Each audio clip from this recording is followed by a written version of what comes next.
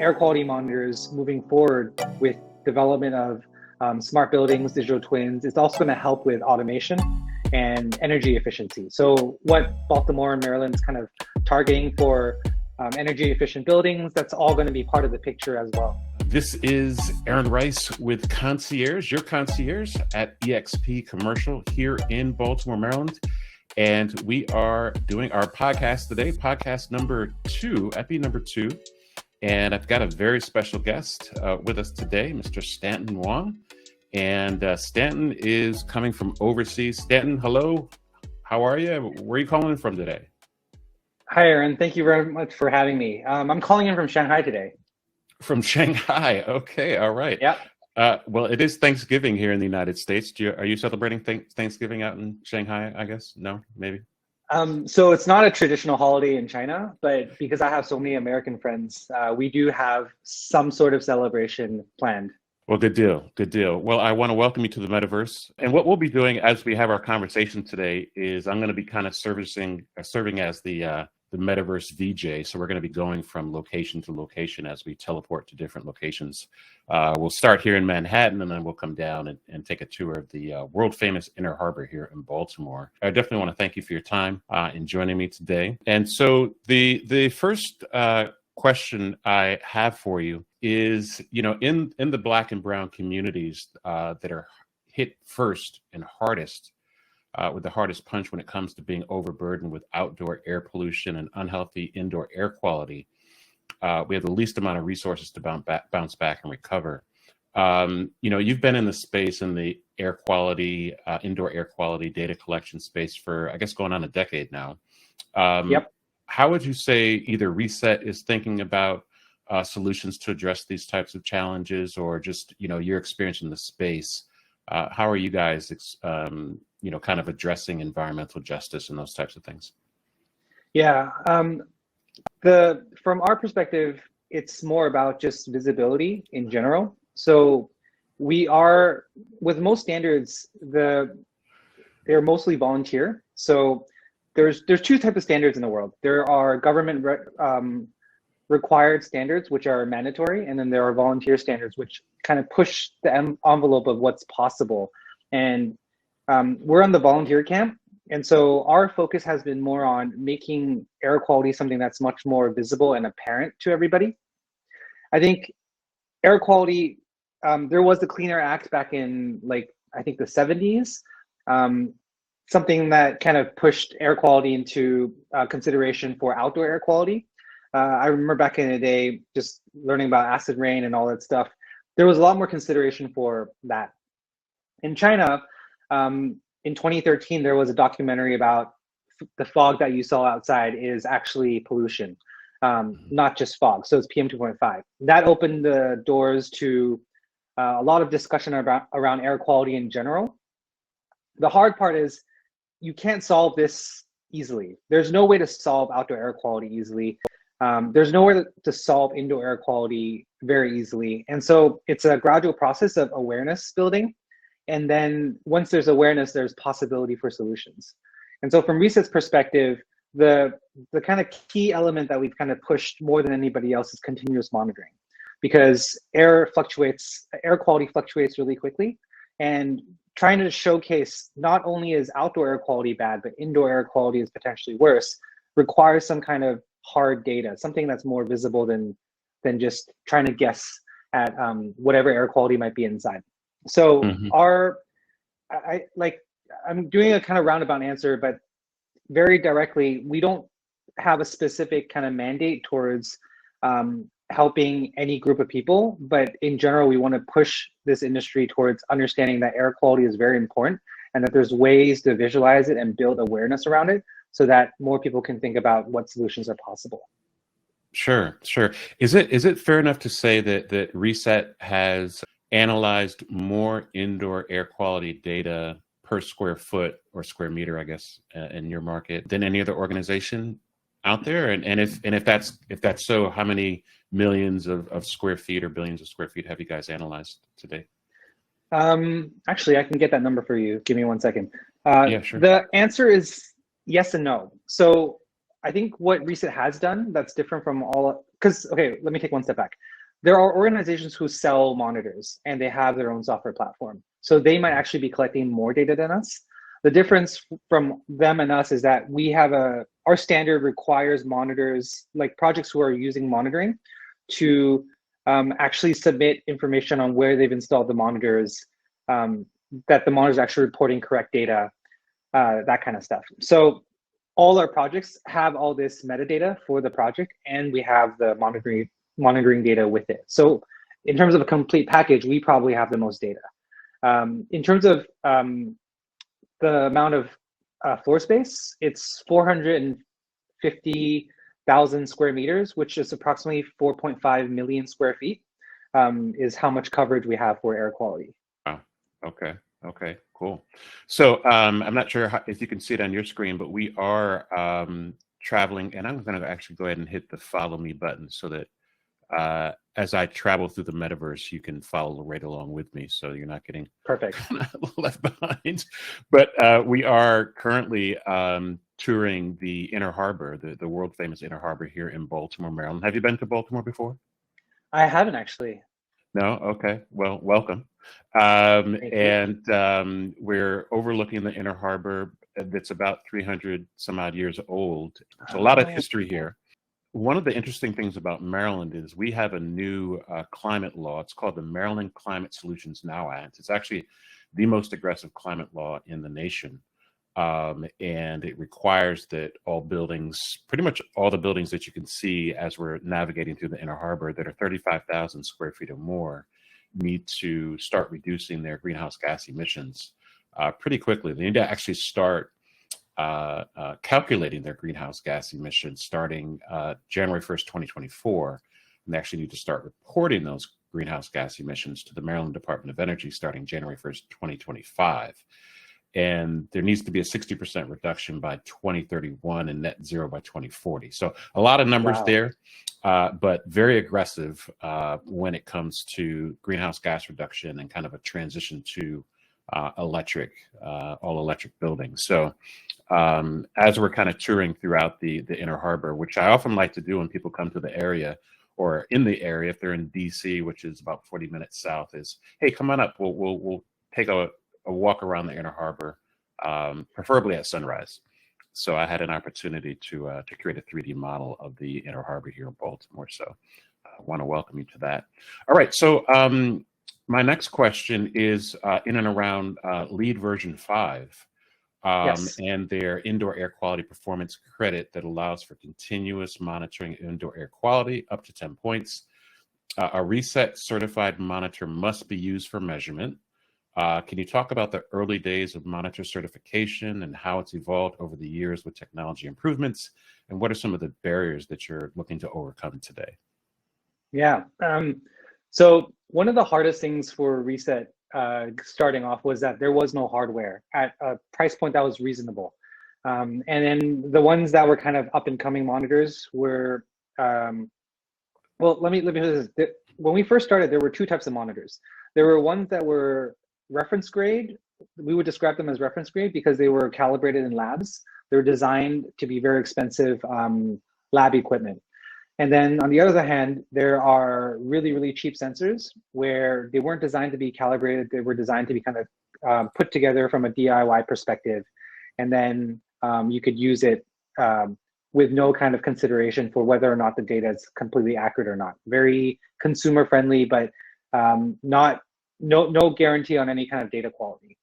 And so if we're building a certification where we care about data quality, there had to be some kind of middle ground where you're getting higher quality data, the ability to calibrate, and from a price point perspective, something reasonable.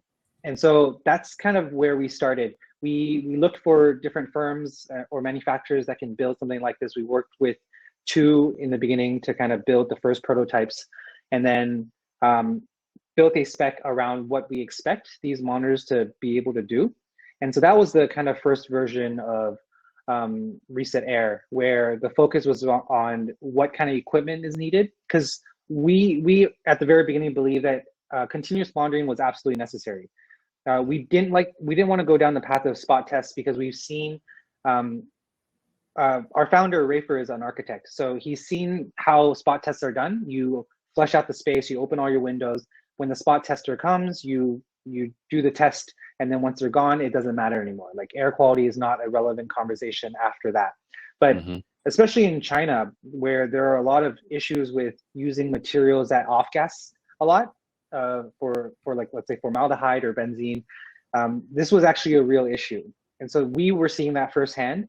And we wanted to highlight that indoor air quality is not just a spot test. It's not something you can just use a spot test for. And so that's why we kind of push for continuous monitoring.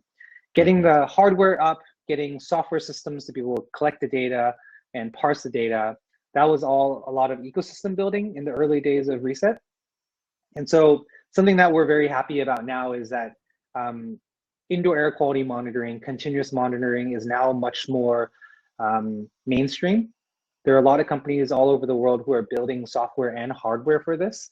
And we're very happy that our standard has also helped kind of establish this positioning in the market, in the sense that there are now monitors designed for commercial use that kind of balances the accuracy of reference instruments versus kind of very consumer grade instruments.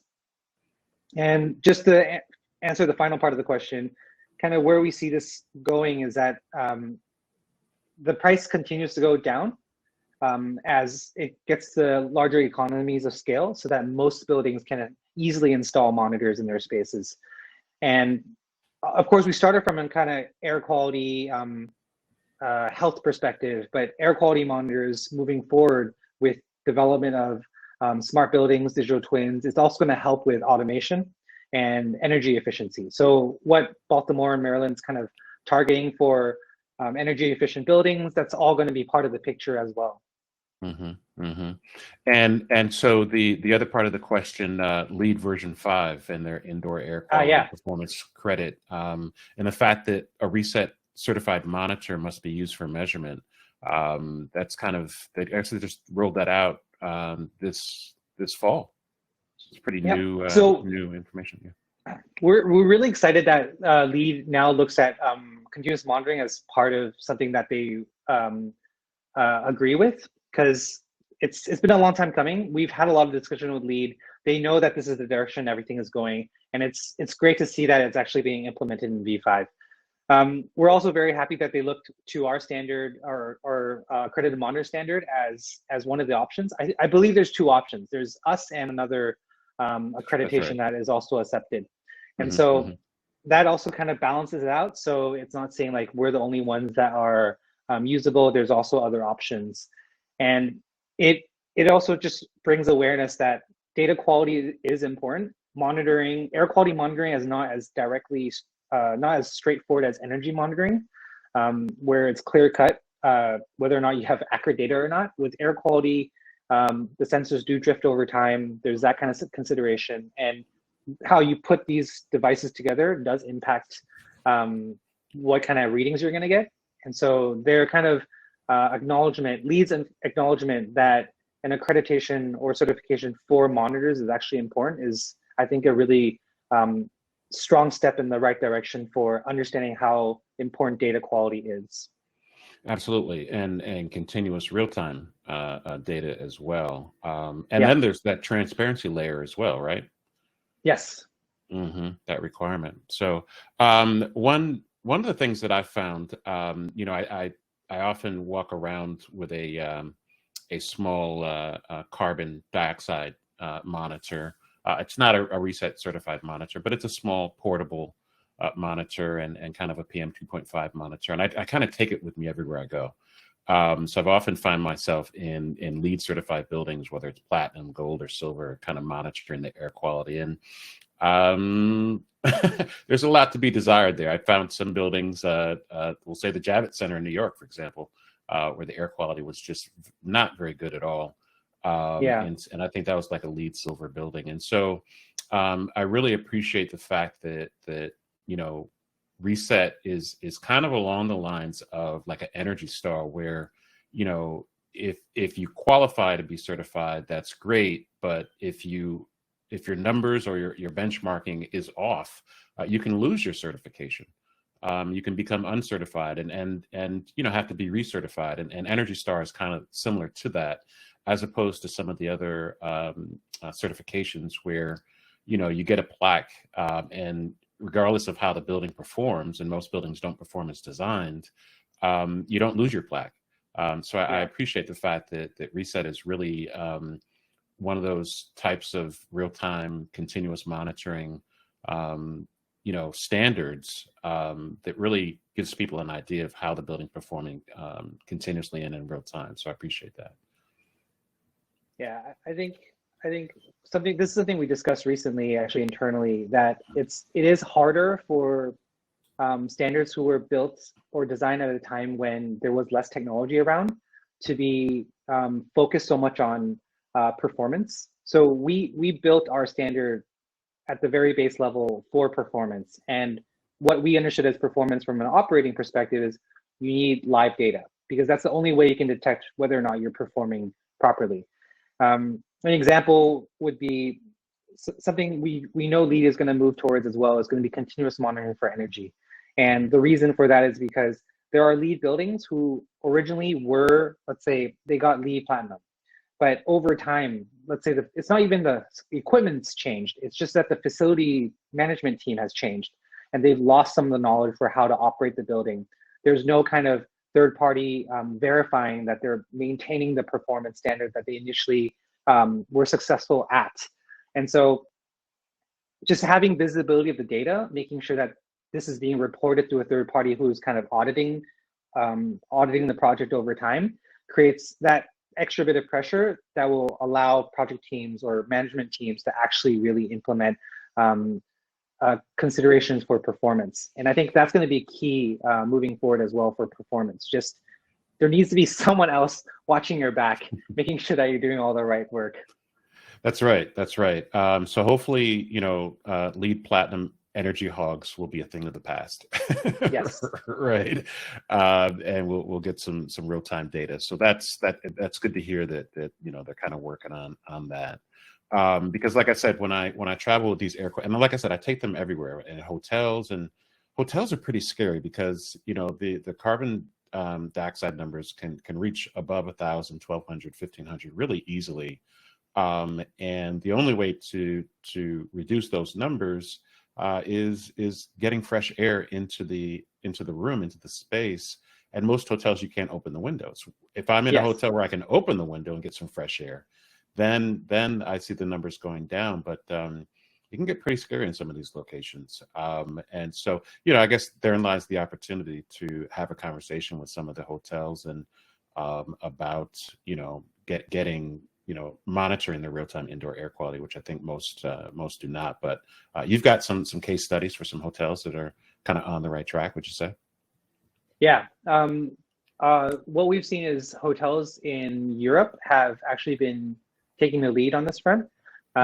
There's a few hotels that have gone Reset certification, and they've gone for interiors. So they're really monitoring the rooms, they're monitoring the common areas, they're even monitoring the kitchen.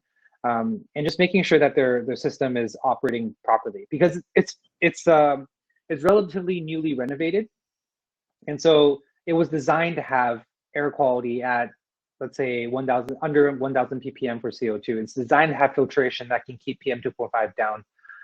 It's designed with better materials so that there's less TVOC off-gassing, and so from a design perspective, it should hit all the targets. And so what they're doing is essentially making sure that their maintenance teams, their facilities teams, is making sure that the indoor space in the hotel area is actually maintaining that level of design or air quality as designed. Mm-hmm, mm-hmm. So have you noticed an uptick in interest, from the Canadian wildfires that we had over the summer that were really driving our PM 2.5 numbers, in the 300s, low 400s.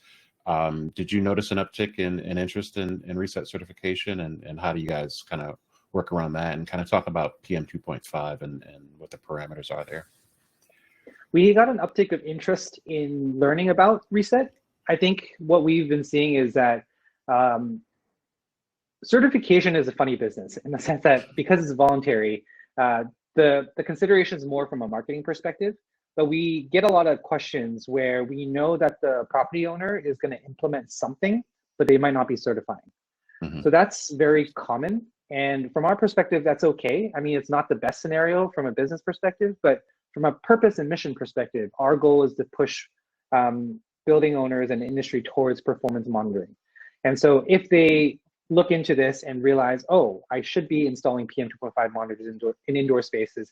I should be installing it into our ducts so that we can automate our filtration system, so we can automate when we change the filters, like having that data and understanding that is valuable. Also, just being able to manage, because outdoor air quality, you have very little control over as an individual in terms of landlord or tenant, et cetera. But you're in indoor space, you have actually a lot of control over. So having the air quality monitor inside, being able to track what the current status is, and then being able to find solutions that solve the problem, I think is what we were seeing. I think the one thing is the wildfires lasted a certain amount of time, but it wasn't long enough for it to be permanently painful in a sense. Like, decision making in real estate is slower, and so it's not like they will see all this. They will see this issue and then immediately put down a lump sum to kind of pay for the renovations, refurbishment, etc. It's more they see it, they kind of now are aware of it, and then if it happens next year again, they might have a plan for it. But this year, it's not going to be a big spend. Yeah, PM 2.5 is one of those things that I've researched and often heard you say that it's one of those things that once it's in your body, it's like you can't get it out, and how our body is designed to filter maybe PM 10, but PM 2.5 is a little bit different, and the way that you resolve that issue is it's a filter issue. It's kind of a MERV 13 filter issue or something in or around those perspectives. Can you talk a little bit about that and kind of how you guys focus on that and teach some of the accredited professionals about that? Yeah, for each of the different parameters, it's very straightforward. So with Reset Air, we care about 3 parameters the most right now, mainly because they're the most ubiquitous issues in the market. And one of them is PM2.5, the second one's CO2, and the third one's TVOC. For PM2.5, it stands for particulate matter that's smaller than 2.5 micrometers. And the reason why it's dangerous at that size and smaller is because the cilia, the hair in our windpipe, it's the particles are too small for it to kind of push it back out. So this is the kind of explanation of if you're breathing a lot of PM2.5 particles all the time, no masks or anything, there is a collective buildup in your lungs of small particles. And unless you pump it out or it gradually kind of goes into your bloodstream, those are pretty much the 2 ways that it leaves your lung system. So it's not a healthy kind of thing. And also the other thing is it's because it's particulate matter, right? It's dust. What type of dust it is can also impact your health. So if it's heavy metals versus just carbon dust, it is slightly different. Heavy metals potentially is more harmful if it goes into your blood. So there's that kind of consideration. If you're in a city with PM2.5 that's really high, that has heavy metals industry where they're doing a lot of steel making with pollution, that kind of stuff. That's or worse than even brakes from cars and tires from heavy trucks. Yep, that all can impact. So in some ways, the wildfire PM2.5 is almost like less harmful in comparison, but there's still a buildup. And like if you breathe in that pollution, you'll feel it. Like over time, you're going to feel your throat get very uncomfortable. So generally, it's not a hard fix because with PM2.5, the solution is just filtration. That's the most straightforward one. There's also other solutions around ionization, static electricity, where you make the particles get attracted to the walls. All of those are potential solutions.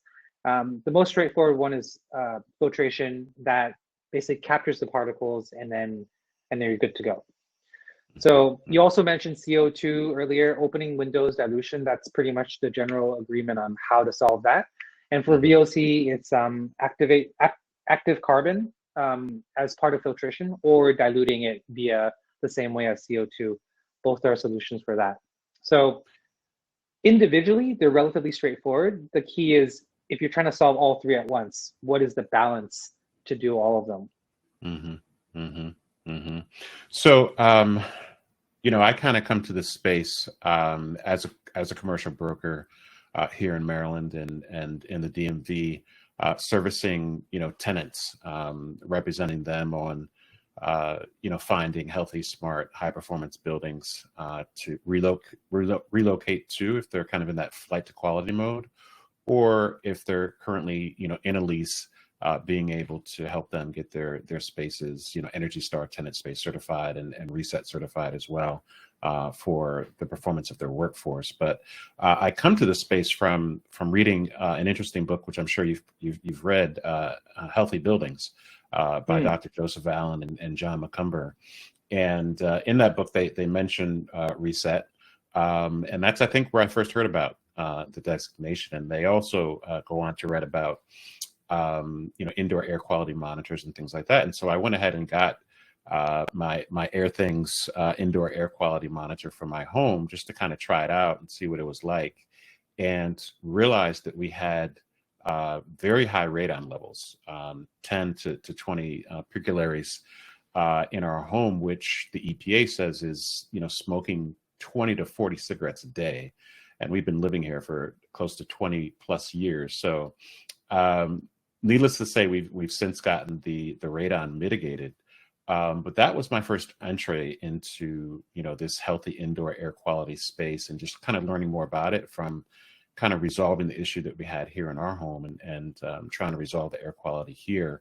And now we've got air quality sensors all over the house, and I travel with them as well. So I've kind of geeked out on it, but that was kind of my entry to where we are today. From a computer science film major minor in college, how did you find yourself kind of in the space and president of this awesome organization? So it's a series of coincidences, I think would be the best way to describe it. So I was my first job out of college was building software for nonprofits to help them fundraise. That was the first role I had. And then after that, I tried to start a small startup in New York City that focused around apartment rentals. And we didn't find any success. Basically, my partner and I decided like we would try 6 months to see where we'd get. And if we didn't get anywhere, we would end the project. And the goal of it was just to get experience in being an entrepreneur, because we were based in New York at the time. And we thought it would be a great opportunity to kind of see the scene, meet people, learn about the process of kind of building a company from scratch as an experiment for ourselves. It didn't go anywhere. So I have family in different cities around the world. Shanghai is one of them. So during that time, I had to leave the US due to visa issues. And essentially, I landed in Shanghai for one of the destinations. And a friend of mine that I've known since first grade was working at Giga, which is the company that does Reset, and pulled me in and said, hey, check out what we're doing. We're looking for a product manager to help manage some of the software that we're building. And so I came in as a product manager, helping design the software, trying to figure out how the performance auditing would work. We also did a lot of materials work back then. And so my transition was starting with software, and then because I think part of it is just I went to a liberal arts school. There's something about liberal arts schools and being in nature that really makes you think about the environment a lot and sustainability. And so that interest paired with kind of the direction of what our purpose and mission was for the company made me really interested in staying on board. And just because I think the reason that I grew into the president position was because of the experience in trying to start a startup. I could stand in both roles of being the owner of a company and an employee, and having that kind of ability to switch between these two mentalities is really powerful in helping the founder and CEO to have like another person to bounce ideas off of, because that would be able to help them stand with him in his position. Well, yeah. So I've got a couple of additional questions. Do you have a few more minutes? Yes, I do. Okay, great. Again, I definitely appreciate your time. I know you're busy, and I just sincerely want to thank you, because I know once I got certified as an reset accredited professional a couple of months ago, I've been emailing you kind of nonstop questions here and there, and you've been very kind to respond to my questions and kind of not brush them off. So I definitely appreciate that. It's not every day that you kind of get involved with an organization and they're, is receptive and take the time to answer those questions. So I definitely appreciate you being there for your accredited professionals to be able to answer those questions. So can you describe what the Reset Crosswalk is and how it works with other certification programs like WELL, FitWell, Living Building Challenge, Passive House Institute, BREEAM, GRESB, LEED? Can you kind of talk a little bit about that? Yeah, so we have a few crosswalks with a couple of different standards. I think the WELL one was the one with the most amount of detail. So with WELL, the crosswalk is that they have a few points that you can get for continuous monitoring. And the way they look at it is, if you already have Reset, then during the renewal phase, after 3 years, you don't have to do any additional work to get those credits. Reset will automatically give you those credits. So you just have to say that we're currently Reset Era accredited or certified as a project, and so those credits are automatically achieved. Most of the other ones with FitWell, with LEED, it's all similar in the sense that they have a credit or requirement for points for some kind of continuous monitoring, and then you can point to Reset to fulfill that credit instead of having to do some kind of reporting or some kind of documentation that you need to provide to prove that you're doing some kind of continuous monitoring. So we typically fit into other standards because the way that we've designed ours is more as building blocks, where we focus on the kind of raw data from a performance perspective. Because with Reset, we're looking mainly at the standards focus on how you collect data. It's not focused on your solutions. We're very non-prescriptive in that sense. And so it's very hard for us to do the reverse with standards, where other standards requiring you to achieve some kind of solution to have that give credit for anything on the Reset side, mainly because we're more of like a precursor where we're focused on collecting data. And so if there's any requirement for data collection on any of the standards, that's when we kind of plug into that credit. When it comes to like having conversations, and I know you guys are pretty much on the data side, so you're probably not involved much on conversations with stakeholders when it comes to return on investment and payback periods for Reset Air certification. But when you're having conversations with some of your credit professionals and they're talking about with stakeholders about the ROI and the payback in this current economic cycle, how should one approach that conversation with a building owner or a prospective tenant? Nowadays, it really comes down to looking at targets that are not purely from a monetary perspective. I think the hardest part, especially with air quality, it's very hard to kind of convert it into a monetary number. I think Joseph Allen does kind of the best job. The research he did previously with looking at air quality and kind of the cost of like employees taking time off, that's probably the closest thing to kind of measuring the impact of good air quality versus bad air quality. Yeah, in offices. From Reset's perspective, aside from air quality, we have expanded to continuous monitoring for energy, water, and waste. And so the conversation has leaned towards carbon recently. And so I think the consideration from our perspective, and also kind of what we tell others, is performance monitoring, the priority of it is it's more holistic. if a build, like as we move towards the future, the investment is towards smart buildings and automation. And to make that happen, you need monitoring as a first step. And so the investment is not a current ROI, is more of a long-term ROI. That's kind of the only way to kind of approach it. And you need to start with an internal benchmark on where you stand before anything else can happen. If you don't have your understanding of how your building is currently operating, you're not going to be able to spend your investment dollars afterwards as efficiently. So having a small budget now to focus on getting data, that's the initial approach. Whether or not you do certification is going to be, I think, more determined from a marketing perspective.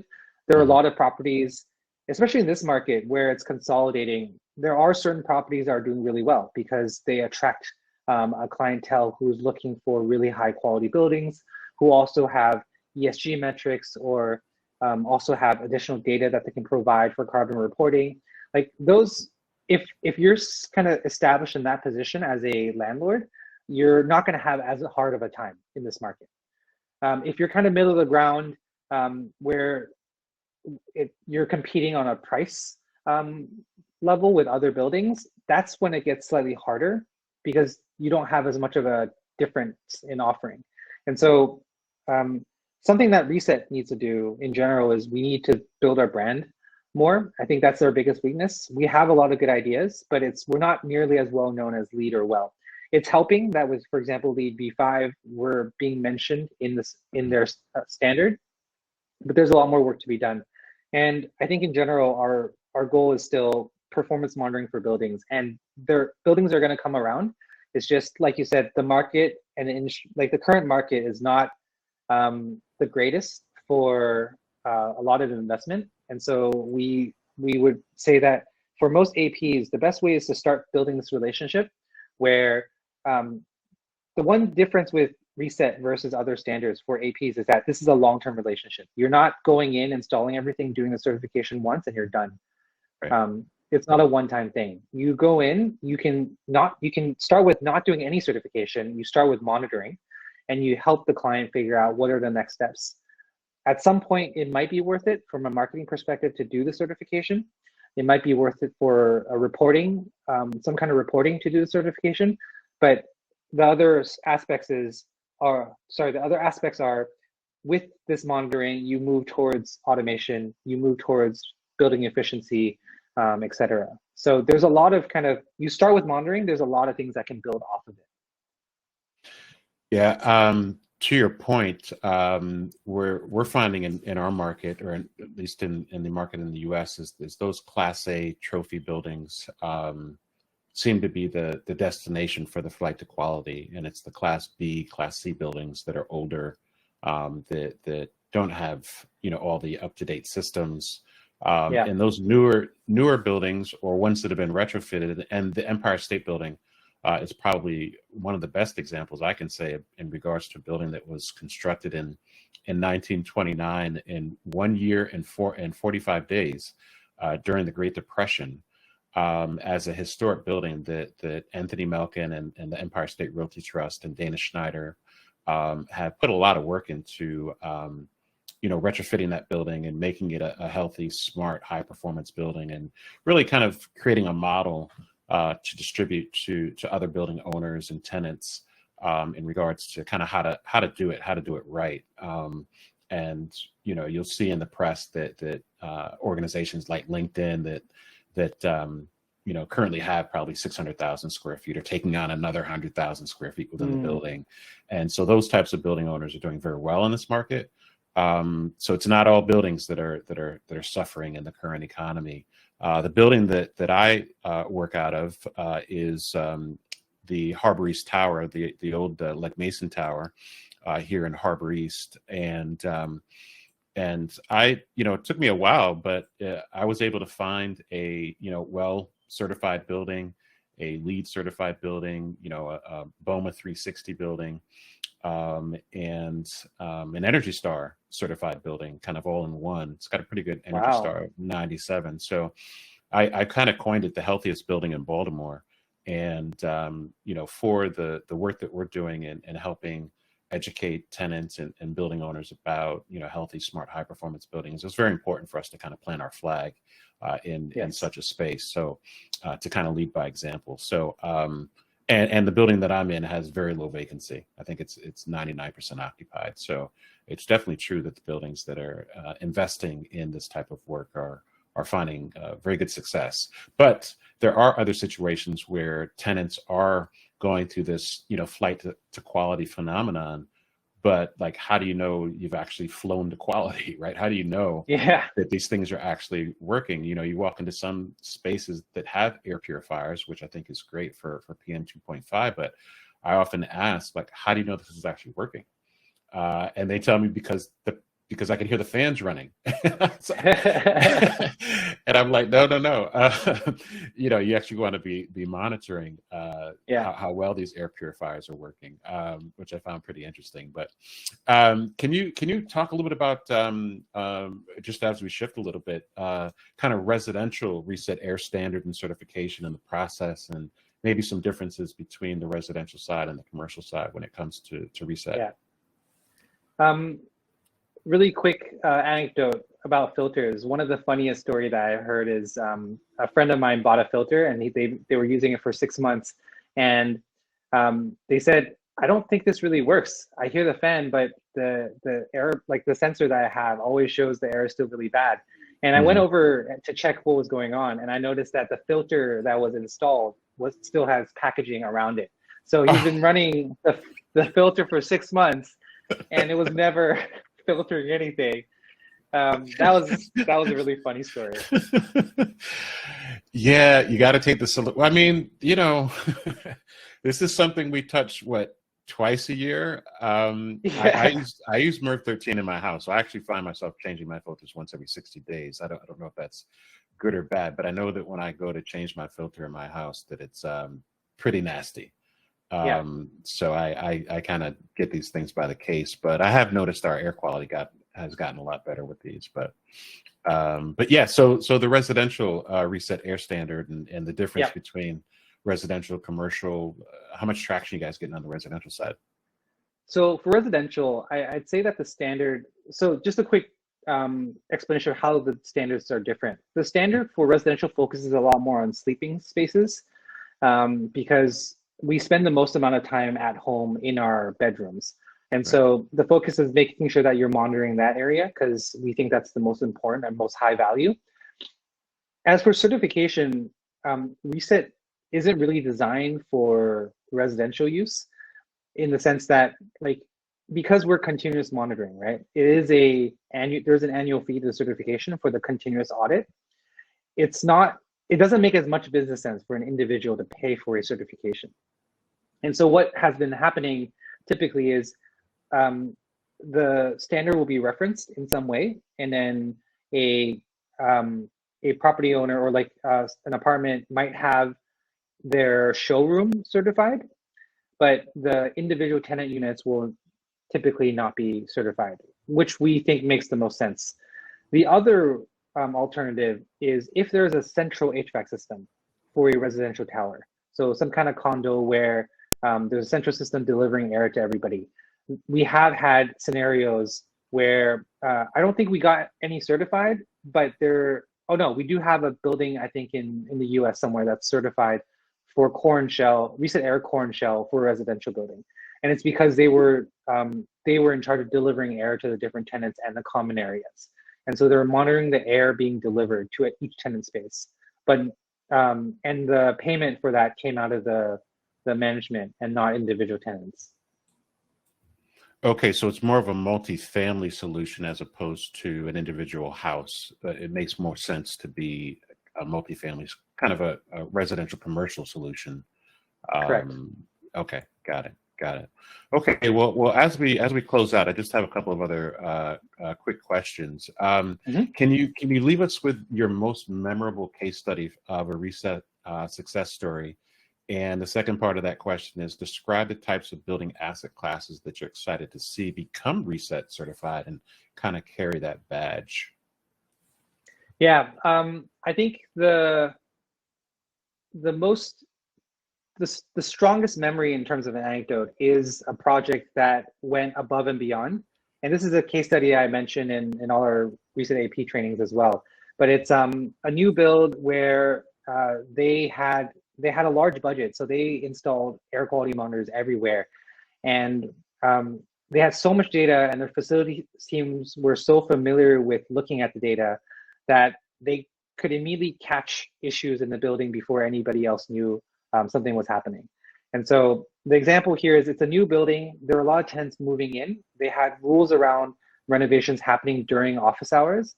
And because they had monitors in both in the ducts where air is being delivered and going and return air, they could detect whenever there's higher levels of PM2.5. And because they can match it with which spaces have tenants and which ones don't, right when there's a small spike, they immediately send someone over to the space and are able to basically kick out whoever's trying to catch up with renovations. And like that's the power of what's possible if you're very proactive and if you have the data. And so that's probably the most visual story I have for a case study on the recent air side. And then I think for where we're moving forward in, we're starting to see projects that are more holistic in terms of looking at performance. So not just recent air, but they're including other things. And what we're most excited about is having more synergies between the different standards. So recent air and recent energy is going to be the most obvious one. We really want to get a few case studies where implementing recent air and recent energy allows them to start creating automation systems that increase air quality and lowers energy usage, which is very possible. The biggest anecdote for this is during COVID, there are a lot of rules around full ventilation, as in you bring in as much fresh air as possible. This is possible in temperate regions where you don't have to worry about heat exchange too much, but in the winter, where buildings are not designed to bring in that much fresh air, especially if it's really cold outside, you're creating a very uncomfortable environment indoors for people, which means that it's more likely for them to get sick, just the flu, that kind of stuff. And so it's a worse environment because you're not considering how many people are in the building, how much dilution you actually need, and it's a very large waste of energy. So I think with COVID, with the wildfires, there is more awareness around air quality now. And we hope that there's going to be more solutions around leveraging continuous monitoring for air quality and energy to find the balance of how to be energy efficient and healthy at the same time. Well, I have to say, I'm super proud to be Maryland's first Reset Air accredited professional, hopefully not to be the last. My goal and my mission is to help build awareness about Reset, not only for customer base, but also other practitioners to kind of get involved. I don't know how many people from the commercial real estate industry, real estate brokers that have earned the accreditation. I know there's a few just from searching the database, but really want to do what I can to kind of help build a brand here in the DMV, especially in Maryland, considering our aggressive climate law here. And what ways would you say are best to do that and build awareness? I think the best way to build awareness is just talking about it. I think performance monitoring is becoming more of an obvious kind of direction to pursue. Obviously, being able to talk about Reset is great for us, but from a mission perspective, we think that talking about performance in general and just monitoring in general is a big win for where we want to be, which is buildings that are much more proactive in being sustainable, energy efficient, and healthy. So the messaging that we want to kind of push is performance monitoring is extremely important. Starting from there, you can find kind of a lot of avenues for improvement, and there's a lot of different ways for buildings to go. And because every single building is different, every single building will have their own pathway towards a healthy and energy efficient building. Absolutely, absolutely. Well, hey Stanton, we're going to close out. I definitely appreciate your time, especially on the holiday. Any final words before we close out? Anything that we didn't talk about that you want people to know about yourself or Reset? There's most of our focus today in the conversation has been on Reset operational standards. So all of them are focused on continuous monitoring. Something that's going to be coming up more, especially in Europe at this point, is there's a lot more requirements around holistic carbon requirements. So this is not just operating carbon, but there's also embodied carbon. And so half of our team has been spending a lot of time on that front with the introduction of CSRD, which is a new standard or a reporting standard in Europe that is required for large companies. And so just to highlight that this industry is going to get more and more complicated. And I think there will be more and more opportunities for APs, because we will be coming out with training programs for these as well, where we can offer our clients a better way to approach carbon, sustainability, health from not just the operating perspective, but also understanding what to put into their building and how to calculate it. Well, that sounds very exciting. Definitely, include me on that email and those notifications about that. Europe is definitely leading the way when it comes to environmental social governance and kind of corporate social responsibility and decarbonization. So, but also Maryland's leading the way in the nation in that regard as well. So anything that I can do to kind of keep my finger on the pulse, definitely want to do that for sure. All right. Well, this is Aaron Rice with Concierge and EXP Commercial here with my special guest today on Thanksgiving 2023 with Stanton Wong, the president of Reset, all the way from Shanghai, China. Did I get that right? That's correct. Thank you very much, Aaron. Thank you. Chin chin. Yeah. Have a good one. And happy Thanksgiving. Happy Thanksgiving to you as well. Thank you.